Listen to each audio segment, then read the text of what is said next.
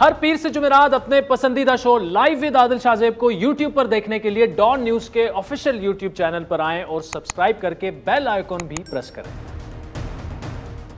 जी नाज़रीन, information ministry से जब हम बाहर जा रहे थे, काज़मी साहब से मुलाकात हो गई। काज़मी साहब जो थे ये ख़ुद भी, मैंने जर्नलिस्ट ही कह सकता हूँ, स्पोक्स पर्सन रहे हैं एक्स जो फर्स्ट वाइस प्रेसिडेंट थे अब्दुल्ला सालेह साहब की।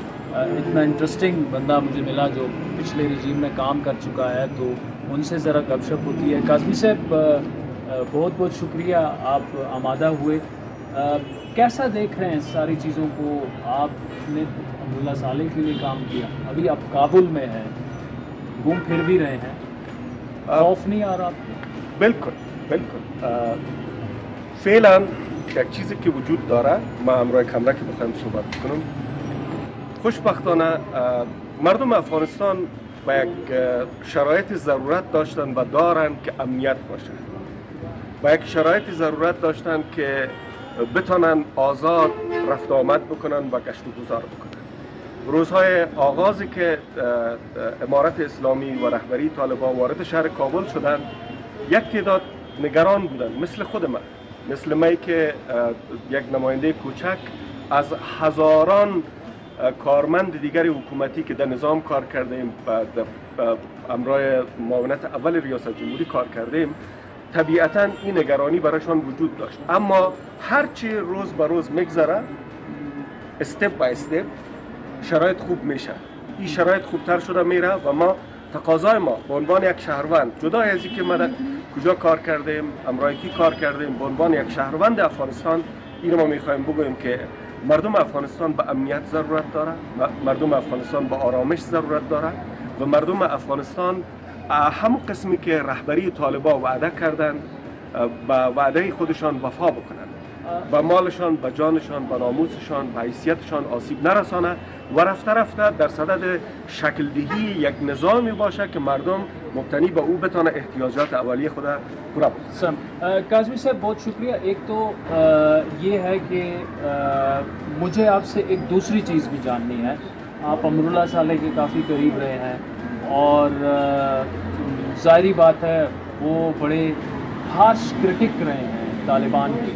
अभी तो हर तरफ तालिबान है, वज़ीर भी हैं, अभी गवर्नमेंट भी उनकी बन जाएगी, पूरा अफ़गानिस्तान उनके कंट्रोल में है। कुछ लोग छोड़ के जा रहे हैं कि हमें खौफ है तालिबान से, हम अफ़गानिस्तान छोड़ के जा रहे हैं। आपको वो खौफ क्यों नहीं है? Why do you not fear the Taliban? Because you work for the regime who was very harsh critic of the Taliban, who was at the war with the Taliban for 20 years. ما این را میخوایم بگویم که خوف، ترس برای همه بود، ولی هر روز وقتی که رهبری طالب ها، سخنگوی طالب ها، وقتی که چی در قطر چی در افغانستان وقتی که صحبت میکنن، وقتی که با مردم وعده میکنن که ما با وعده های خود عمل میکنیم، ما به دنبال از این هستیم که یک شرایط خوب را برای افغانستان فراهم بکنیم، مردم روز به روز امیدوار شده میره و این خوف و خطر و نگرانی و تشویش هر روز کم شده میره، هر روز کم شده میره. اینال شرطشی است که اگر نظام و به اصطلاح پایه‌های نظام میخواهد محکم و استوار شود، باید از متخصص‌ها، از کسانی که در افغانستان زحمت کشیدن، آدمای صادق هستند، آدمای کارکن هستند، آدمایی که برای مردم خود و برای خاک خود میخواهند کار بکنن، ضمن از او که منافع جمع کشورهای همسایه خود را در نظر میگیرد و ضمن از او که افغانستان به عنوان یک لانه امن برای تروریست ها دوباره مبدل نمیشه. و همون خاطر نیاز است که طالب ها با چیزی که گفتن جامعه عمل بپوشانند، با وعده‌ای که کردن جامعه عمل بپوشانند. یقینا وقتی که مشروعیت به اصطلاح پیش میآید و به اصطلاح نیاز به این هست که مشروعیت به وجود بیاید، مشروعیت را تنها چیزی که میتونه به وجود بیاره اطمینان و اعتماد است که از طرف مردم میتونه کسب کنه. وقتی که مردم اعتماد کردن، دیگه ترس نیست، دیگه نگرانی نیست و ما به عنوان یک شهروند مثل هزاران شهروند دیگر از رهبری طالبان دیگه ما میخواهیم که همین اعتماد را به وجود داره با امید از اینکه